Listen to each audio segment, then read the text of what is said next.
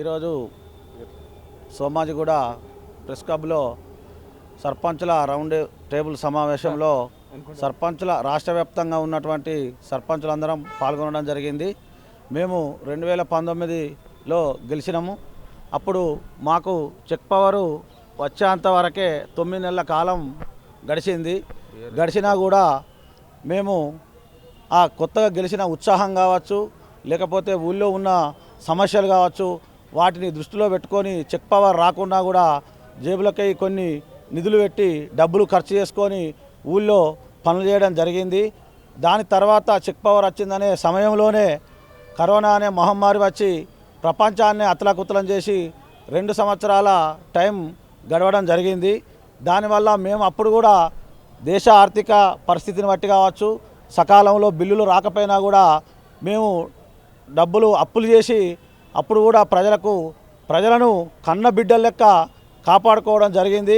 అదేవిధంగా తర్వాత కూడా మాకు ఇక ఎంత పనులు చేసుకుంటూ పోతున్నాం కాబట్టి మన బోర్లు కావచ్చు, మోటార్లు కావచ్చు, మన ఎలక్ట్రిసిటీ బల్బులు కావచ్చు, ఇంకా ఇవన్నీ చేసుకుంటూ పోయినా కూడా ఆ వచ్చిన నిధులతోటి గ్రామ పంచాయతీ వర్కర్లకు, కరెంటు ఛార్జీలకు, ట్రాక్టర్ ఈఎంఐలకు వీటికే సరిపోయినాయి కాబట్టి అట్లనే దొబ్బుకుంటూ వస్తున్నాం.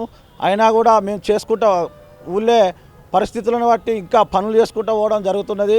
అయినా కూడా మాకు నిధులు సరిపోకపోవడం వల్ల ఈరోజు అష్ట కష్టాల పడుతూ అప్పుల పాలయ్యి ఎంతోమంది సర్పంచ్ మిత్రులు కూడా ఆత్మహత్యలు చేసుకోవడం జరిగింది.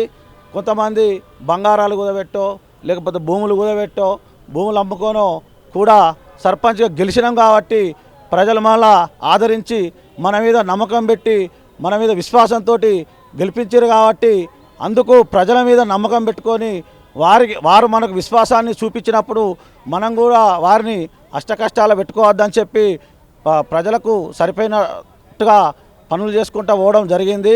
అదేవిధంగా ఇప్పుడు ఆ కరోనా సమయంలో 2 సంవత్సరాలు వేస్ట్ అయింది. చెక్ పవర్ రావడానికి 9 నెలలు వేస్ట్ అయింది. మేము చేసిన సర్పంచ్ పదవి కాలం కరెక్టు మాకు 2 సంవత్సరాలు. ఆ 2 సంవత్సరాల కొన్ని ఉప ఎన్నికలు కావచ్చు, కొన్ని అప్పుడు మున్సిపల్ ఎలక్షన్లు కావచ్చు, ఇప్పుడు మళ్ళా నూతనంగా వచ్చిన అసెంబ్లీ ఎన్నికలు కావచ్చు, ఇవన్నీ జరగడం వల్ల ఎలక్షన్ కోడ్ ఉండడం వల్ల కూడా మాకు కూడా అధికారులు సక్రమంగా పనులు అందించలేకపోయినారు. కాబట్టి అందుకోసం ప్రభుత్వమేమో అధికారుల మీద చర్య తీసుకుంటే అధికారులు ఏం చేసిర్రు, వాళ్లకు సంబంధించిన పనులను మాత్రం మా మెడ మీద కత్తిపెట్టి చేయించడం జరిగింది. కానీ మా బిల్లులను మాత్రం అట్లనే మాకు చేయలేకపోయినరు.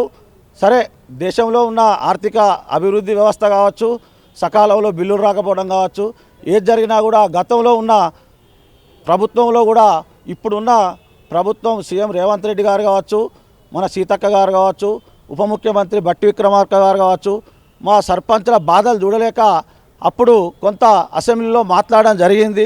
ఇప్పుడు వారే ప్రభుత్వంలో ఉన్నారు కాబట్టి మా యొక్క కష్టాలను గుర్తించి మా యొక్క కన్నీళ్లు దుడవాలని చెప్పి కోరుకుంటూ గౌరవ ముఖ్యమంత్రి గారిని వేడుకొని మా కరోనా కాలంలో అయిన సమయము ప్లస్ మా చెక్ పవర్ వచ్చేదాకా ఉన్న సమయం, ఆ సమయాన్ని మాకు వెచ్చుబాటు చేసి ఎలక్షన్ అయ్యేంత వరకు మాకు వెచ్చుబాటు చేసి మమ్మల్ని అందరిని ఆదుకోవాలని చెప్పి ఈ యొక్క గౌరవ ముఖ్యమంత్రి గారిని కానీ, ఉన్న ప్రభుత్వాన్ని కానీ, మంత్రులను కానీ, అధికారులను కానీ అందరినీ వేడుకుంటున్నాము.